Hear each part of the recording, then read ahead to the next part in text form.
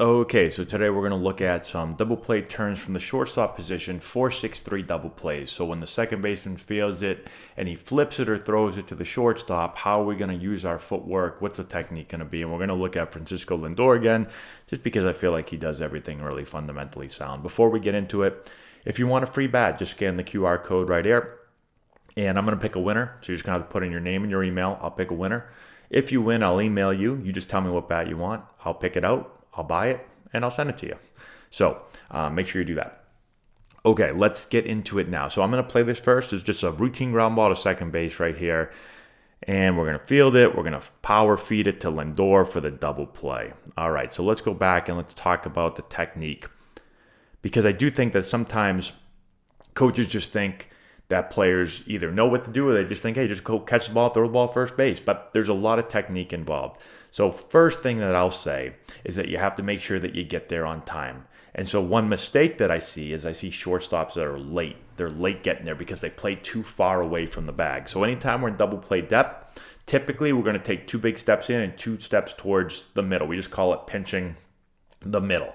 So you have to make sure that you're there on time. Now, once you get there, there's really 2 ways to do this. So the first way is you can do what Lindor does here. And he's going to catch it as he's moving. Right? So he's going to take his left foot to the ball. He's going to catch it as he's moving. And then he's going to use his right foot to drag it off the back corner of the bag right there. So this is one way that you can do it. Now, the other way that you can do it, if you get there early enough, is you can just put the right foot right here.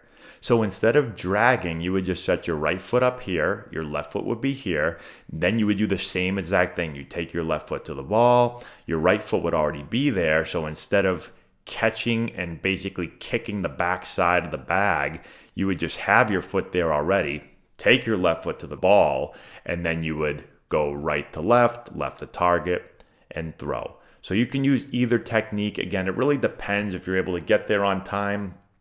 If you're able to get there early, I always like having my right foot on the bag because then I know where the bag is and all I have to do is take my left foot to the ball and catch it.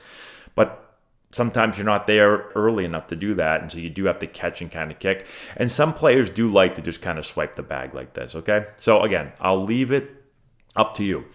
Another big important thing when you're doing this is you have to make sure that you anticipate a bad throw. So sometimes players come in and they come in out of control because they just assume that the ball is going to be put right on their chest every time. The ball may be thrown a little bit here or a little bit inside and they come in out of control. And now they make a throw that's really not that bad, but because they're out of control, they're like, oh, they have to flash late and they move late and they come off the bag and they can't turn the double play. So assume you're going to get a poor toss. So that's why I want to get there as early as I can and I get there under control, and then I can make an adjustment if I need to. Now, once I get this ball, right, so I take my left foot to the ball, I'm trying to time up the catch and my left foot, just like we always do. Once we do that, now we go right to left, left to target. And what that does, watch his right foot come to where his left foot is, and then his left foot is going to go towards the target. Now we're squared up to throw. So now we have front side, shoulder, front foot, all in our target towards first base. We're lined up to throw, and we're not in the base path. That's important too. So we don't want to go really, really wide. We don't want to come way out here because then we're just losing time and we're getting further away from the base. But we can't come in so in the line here. We can't come in so tight that we're right in the line, then we're going to get taken out. So we'll play it in normal speed again. Watch how sharp he keeps this, but he also stays out of the base path. So that's important. I want to stay sharp with my turn, but I want to get out of the base path. The runner has to slide into the bag now. We can't take runners out. Like back in the day, you could blast this guy. Can't really do it anymore. Right, so really, really good job by Lindor. Let's play it again, regular speed. Here it is, ground ball. Look at how tight he keeps that. Gets his body aligned and makes the throw.